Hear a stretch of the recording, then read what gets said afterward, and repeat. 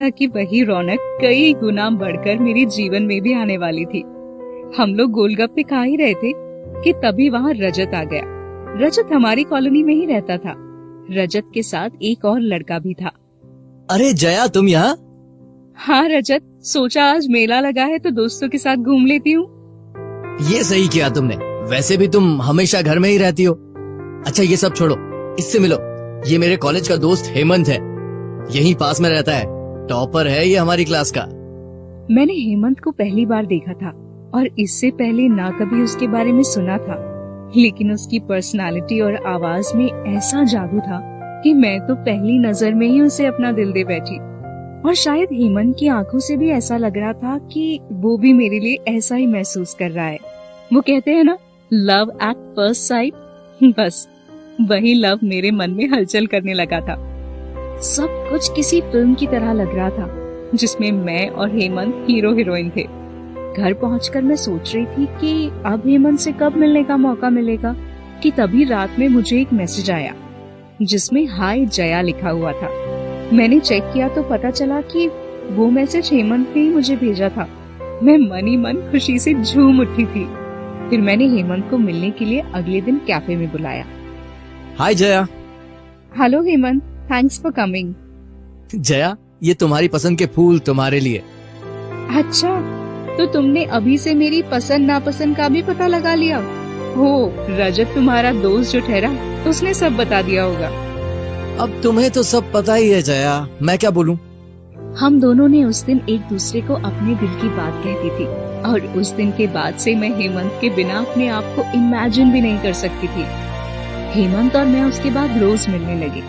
कभी गार्डन चले जाते तो कभी सिनेमा हॉल, और जिस दिन नहीं मिल पाते उस दिन फोन पर घंटों बातें करते। जया, मैं कितना लकी हूँ ये बता भी नहीं सकता कि तुम मेरे जीवन में आई हो।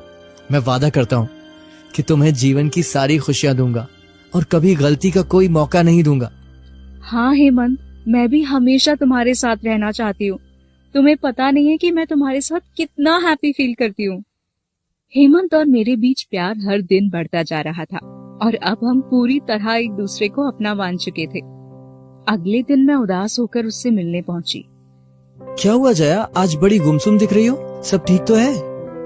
कल रात घर पहुंचने में थोड़ी देर हो गई थी तो पूरे घर में हंगामा खड़ा हो गया। सब लोग तरह तरह की बातें कर रहे थे। अरे जया, वो सब घर के ही लोग हैं, तुम्हारी चिंता करते हैं, इसीलिए कभी कभी बोल देते होंगे। तुम टेंशन मत लो। जया, तुम्हें क्या लगता है अब हमें घर वालों को हमारे रिश्ते के बारे में बता देना चाहिए? मेरी अब जॉब भी लग गई है और कुछ दिनों में तुम्हारी भी लग जाएगी। क्या कहती हो? मुझे नहीं लगता कि उन्हें कोई दिक्कत होगी। ठीक है हेमंत, मैं अपने घर वालों से बात चालू करती हूँ। घर वाले कुछ भी कहें, पर तुम वादा करो कि मेरा साथ कभी नहीं छोड़ोगे। मुझे नहीं लगता कि उन्हें कोई दिक्कत होगी, मैं वादा करता हूँ जया। चलो अब लेट हो रहा है, तुम्हें घर जाना चाहिए वरना फिर से तुम्हारी मम्मी गुस्सा करेंगी। चलो बाय। उस रात जब मैं घर पहुंची तो मुझे इस बात का बिल्कुल अंदाजा नहीं था कि अब मेरी जिंदगी पूरी तरह बर्बाद होने वाली थी। जिन्हें मैं अपना परिवार समझती थी वो मुझे ये सब कहेंगे, मैं सोच भी नहीं सकती थी। मम्मी पापा, मुझे आपको एक बात बतानी है। मैं एक लड़के से प्यार करती हूँ और हम दोनों शादी करना चाहते हैं। ये कैसी बात कर रही हो तुम? क्या तुम्हें पता नहीं ये प्यार व्यार हमारे परिवार में नहीं चलता है? देखा जाए कि माँ, मैं तो पहले ही इसकी शादी पक्की करने वाला था, लेकिन तुम ही ने इसे आगे तक पढ़ाने की जिद पकड़ रखी थी। पूरी बात तो सुन लीजिए पापा। उसका नाम हेमंत है और वो अच्छी नौकरी भी करता है। हम दोनों एक दूसरे के साथ बहुत खुश रहेंगे। क्या ये वही हेमंत है जो रजत का दोस्त है? हाँ भैया। शर्म नहीं आई तुम्हें उस नीची जात वाले लड़के से प्यार करने में, और अब शादी के सपने देख रही हो, वो भी उस लड़के के साथ? करम जली क्यों हमारे खानदान की नाक नीचे करने में लगी हुई है। एक बार भी तुझे तेरे पापा की इज्जत का ख्याल नहीं आया? पता नहीं क्या करम थे मेरे जो मेरी कोख से तुझ जैसी लड़की पैदा हो गई। ये सब क्या कह रहे हैं आप लोग? जात पात से क्या फर्क पड़ता है? हम दोनों एक दूसरे से प्यार करते हैं और वो अच्छी नौकरी भी करता है, उसके घर वाले भी अच्छे हैं। हमें फर्क पड़ता है। शहर में मेरी इज्जत है और उस नीची जात के लड़के के परिवार से रिश्ता बना के मैं अपनी इज्जत कम नहीं करूंगा। जिन लोगों के साथ बैठकर हम खाना तक नहीं खाते, उन नीची जात वालों से रिश्ता बनाने चली हो। अब कल से तू सीधे कॉलेज से घर आएगी और कहीं आएगी जाएगी नहीं। और अगर मुझे खबर मिली कि तू उससे मिल रही है तो मुझसे बुरा कोई नहीं होगा। मैं कल से ही इसके रिश्ते की बात चलाती हूँ अपने बिरादरी के लोगों से, वरना ये लड़की तो जीते जी हमारा जीना मुश्किल कर देगी। अपने घर वालों की बातें सुनकर मैं एकदम टूट चुकी थी। मुझे उन लोगों से घिन हो रही थी कि वो लोग आज भी इन सब जात पात की बातों में विश्वास करते हैं। मैं अंदर ही अंदर रो रही थी और मुझे कुछ समझ नहीं आ रहा था कि अब क्या करना है। मैंने तुरंत हेमंत को फोन लगाया, लेकिन ज्यादा कुछ कह नहीं पाई और किसी तरह छुप के अगले दिन हेमंत से मिलने चली गई। तुम चिंता मत करो जया, मैं हूं ना। हम मिलके इसका कोई सोल्यूशन निकालते हैं।